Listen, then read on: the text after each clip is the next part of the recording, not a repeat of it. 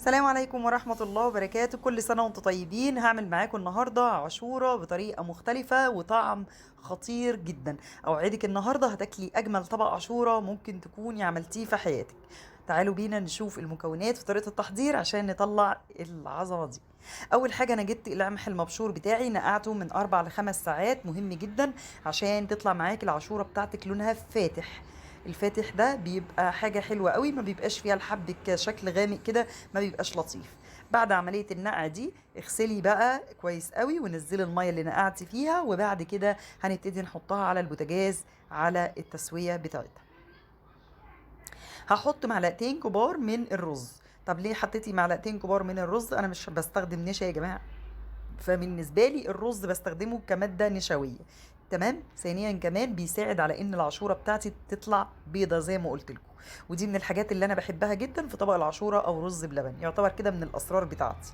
طيب، بعد 3/4 التسويه بحط نص كميه السكر انا هقول لك التحليه اللي انت حباها طبعا.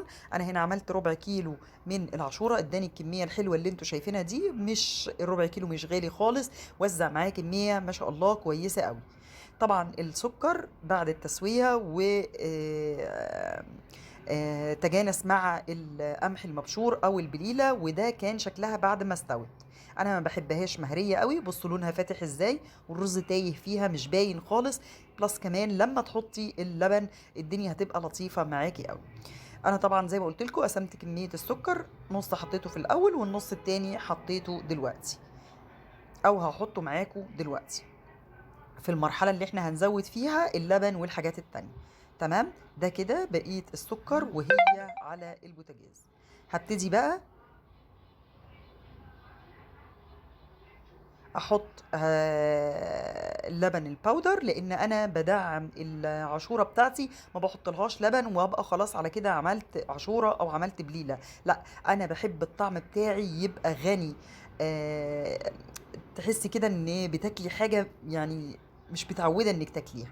حطيت على الربع كيلو، كيلو وربع من اللبن. طب ده مش كتير؟ لا مش كتير خالص. انا بحب السائل فيها يبقى كتير، يقوم لما يتماسك طبعا بالقشطه بتاعته اهو، يقوم لما يتماسك ما تبقاش العاشوره معاكي زي كتل بتاكليها، لا تبقى كريميه. فطبعا ده بيكون من السائل والاضافات اللي احنا حطيناها في قلبي. تمام. يبقى انا كده حطيت ايه؟ حطيت ربع كيلو من العاشوره عليه معلقتين كبار من الرز، وحطيت السكر حسب التحليه، حطيت كيس من اللبن الباودر، وحطيت كوبايه وربع من كيلو وربع من اللبن بالقشطه بتاعته. وانا عندي قشطه خارجيه كمان هحطها، معلقتين كبار.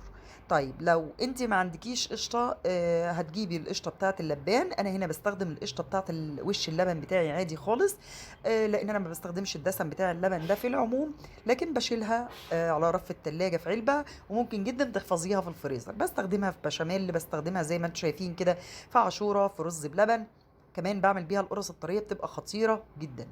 طيب يبقى احنا حطينا اضافات ايه؟ لبن باودر وحطينا قشطة غير اللبن.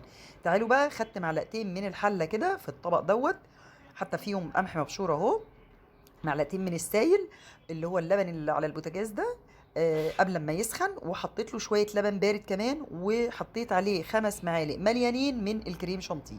طب لو انت عندك كريمه الخفق العاديه بتاعه الحلويات تقدري انك تضيفي منها. طب ايه فايده الكريمه؟ الكريمه بتدي قوام كريمي جدا للعاشوره، وبتعزز الطعم بتاعها وتخلي طعمها بيروح في حته تانية خالص. تمام. حطيتها بقى لازم تتقلب الاول في ميه بارده يا جماعه، وتتفك تتحلي زي ما بنقول كده. وبعد كده نزليها على القمح المبشور بتاعك في الحله، وابتدي بقى انك قلبي. كميه السائل كتير، عارفه ان كميه السائل كتير، لكن مجرد ما تطفي عليها وتغلي وتبتدي انك تصبيها في الاطباق هتلاقي ان كميه السائل دي شويه مظبوطين. تمام. قلبي بقى، واول ما تبتدي تغلي معاكي هتطفي عليها وتسيبيها دقيقتين تهدى، وبعد كده نعبيها في الاطباق او في الكاسات زي ما انت حابه انك تقدمي. كده انا بالنسبه لي تمام خالص، هطفي عليها. تعالوا بقى اقول لكم نعمل طريقه مختلفه للتزيين. لو عندك اي شويه مكسرات او سوداني من رمضان، حطي 3 او 4 معالق من السكر على البوتاجاز، وطي عليهم درجه الحراره لحد ما يسيحوا خالص ويدوكي يبقوا قريبين من الكراميل. نزلي عليهم المكسرات او السوداني المطحون، ورقه زبده ادهنيها بشويه زيت، وحطي عليهم، صبي عليهم الخليط ده. عشان نعمل الكروكون. انا هنا حطيت جوز الهند على العاشوره، هاخد بقى الكروكون بعد ما نشف هكسره، وبعد كده ابتدي ازين بيه. طب لو انت مش حابه تعملي العمليه دي، زيني بالزبيب، زيني حطي الجوز الهند على البوتاجاز ياخد معاكي لون وزيني بيه، عملته معاكم قبل كده في المهلبيه. وده كان شكل العاشوره بتاعتنا، تحفه وقمر. لو بتشوفوا الفيديو لحد دلوقتي، انا مرمر، دي قناتي على اليوتيوب، اشتركي في القناه وفعلي الجرس عشان توصلك كل الوصفات الجديده. اشوفكم بخير، وصفه جديده من وصفاتي. عملت معاكم النهارده العاشوره بطريقه جديده جدا من ميرو في المطبخ، كوين اوف ذا كيتشن. سلام عليكم ورحمه الله وبركاته.